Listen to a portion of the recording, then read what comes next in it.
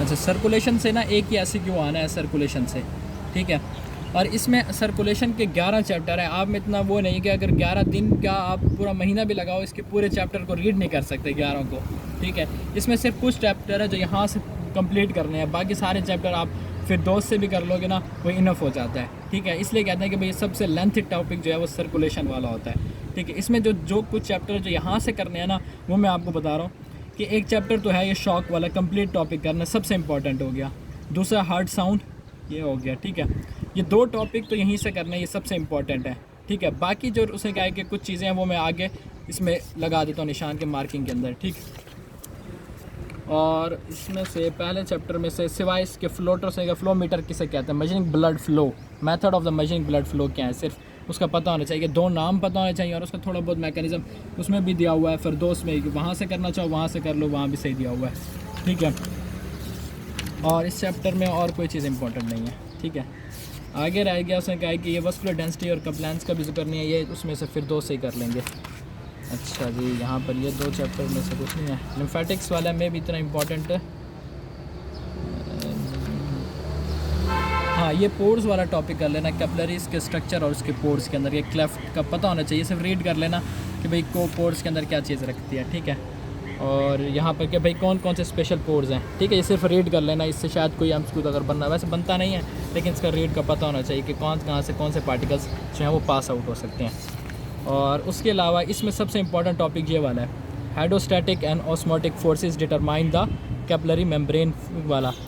ये सबसे इंपॉर्टेंट है कि डिटरमाइन हमने क्या करना है, फोर्स डिटरमाइन करनी है, फ्लूइड कैसे मूव करेगा, ठीक है। ये सबसे इंपॉर्टेंट एमसीक्यू है, यहाँ पर ये एमसीक्यू है, ठीक है। इस चैप्टर में से ये 4 फोर्सेस, स्टारलिंक फोर्सेस किसे कहा जाता है, स्टारलिंक फोर्सेस, ठीक है। ये 4 पॉइंट्स दिए हुए हैं, उसके साथ ये एक ये नीचे दिया हुआ है और एक कुछ पॉइंट ये बताया हुआ है, ठीक है। बाकी उसने कहा कि करने की इसमें से ज़रूरत नहीं है, ठीक है। अगर इसके साथ एग्जांपल देनी हो तो ये एक एग्जांपल उसने यहाँ पर डिस्कस की हुई है।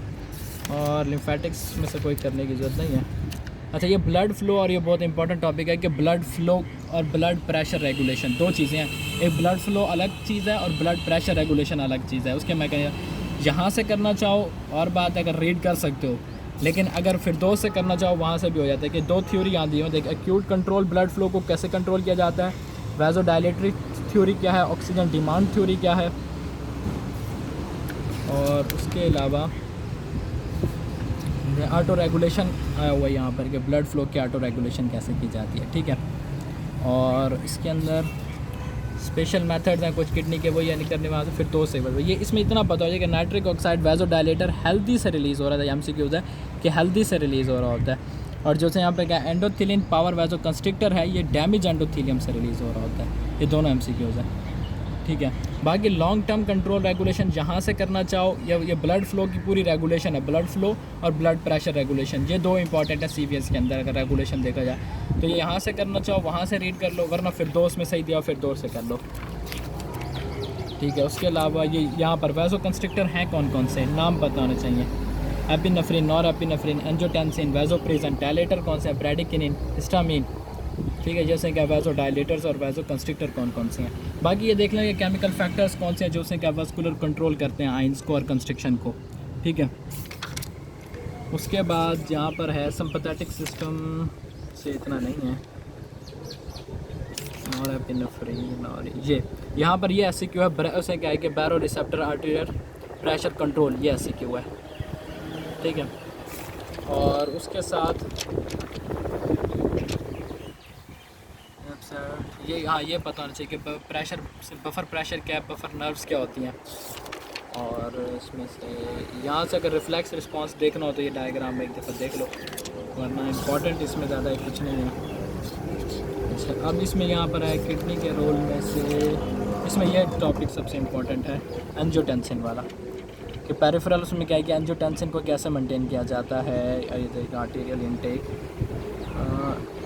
ये है मेरे खास एंजियोटेंसिन, और ये इसका उसके ग्राफ बना हुआ है। किसे क्या है कि ये प्रेशर को रेगुलेट, ब्लड प्रेशर रेगुलेशन क्या आते क्या कि blood pressure short term regulator कौन सी है, मीडियम इंटरमीडिएट टर्म्स कौन से हैं, या लॉन्ग टर्म रेगुलेशंस कौन से हैं। ये फिर 2 में भी दिया है, वहाँ से करना चाहो या यहाँ से कर लो।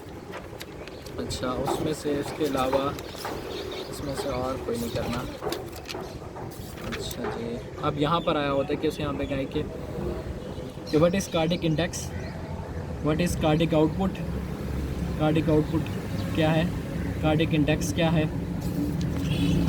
और उसके अलावा हाँ फैक्टर्स अफेक्टिंग द कार्डिक, ये हाइपर अफेक्टिव कौन सी चीज़ें हैं, ये SCQ है, ठीक है। कौन से फैक्टर्स हैं क्या है कि उसकी हार्ट की एफिशिएंसी को बढ़ाते हैं, और हाइपो अफेक्टिव, दो फैक्टर्स हैं कि हाइपर अफेक्टिव कब हो जाता है, कॉज क्या है, और हाइपो अफेक्टिव हार्ट की कॉजेज़ क्या हैं, ये सारी दी हुई हैं इसमें,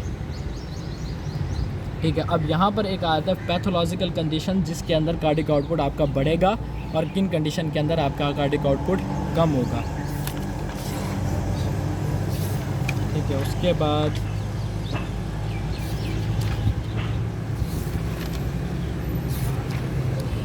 ये कार्डिक आउटपुट के मेथड्स का पता होना चाहिए कि भाई कार्डिक आउटपुट मेजरिंग मेथड हैं कौन कौन से, अल्ट्रासाउंड वाला, ये फ्लो मीटर वाला है, ये ऑक्सीफ्रिक प्रिंसिपल क्या है, ठीक है। उसके बाद blood flow, ischemic heart disease, cardiac failure,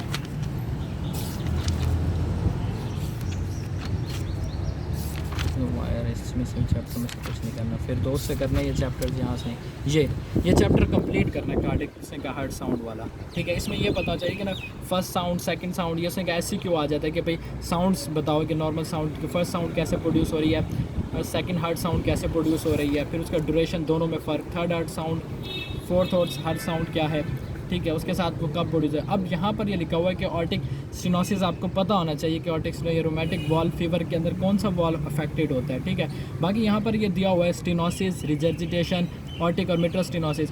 concept इतना ज़रूर क्लियर होना चाहिए कि मिट्रल रिजर्जिटेशन क्या होता है, ऑर्टिक रिजर्जिटेशन क्या होता है, ये स्टेनोसिस, क्योंकि यहाँ पर तो इसमें से ऐसी कोई इतना ज़्यादा नहीं आता, लेकिन वार्ड में जब आप जाते हैं तो वहाँ पर से जब टॉपिक्स आपको पढ़ाए जाते हैं तो उसमें यह होता है कि आपको पता होना चाहिए कि मिट्रल स्टेनोसिस और रिजर्जिटेशन कैसे होते हैं, फिर आपको उसकी साउंड्स सुनना पड़ती हैं, तो वो वहाँ पर पता होना चाहिए, ठीक है। ये मरमर, आपको सिस्टोलिक मरमर क्या है, सिर्फ पता होना चाहिए कि ये कहाँ पर किस टाइम हम सुन सकते हैं और उस आवाज़ में क्या फ़र्क होता है, ठीक है। इसको अगर ऐसे कि उसके लिए तैयार नहीं करें, लेकिन कॉन्सेप्ट के लिए इसको ज़रूर तैयार करें, ठीक है। बाकी ये आता है कि सर्कुलेटरी अफेक्ट रिजर्जिटेशन में टेराटोलॉजी ऑफ फ्लॉट क्या है कि किससे जो है वो वॉल्स डिफेक्ट्स क्या होते हैं, करना सारा ये टॉपिक इस पूरा चैप्टर को, ठीक है। इसमें सबसे इंपॉर्टेंट यही आता है ना कि भाई राइट टू लेफ़्ट शिफ्ट क्या है, लेफ़्ट टू राइट शिफ्ट कब होती है, ठीक है। सबसे ये चीज़ बड़ी इंपॉर्टेंट, टेराटोलॉजी ऑफ फ्लॉट किसे कहते हैं, ठीक है।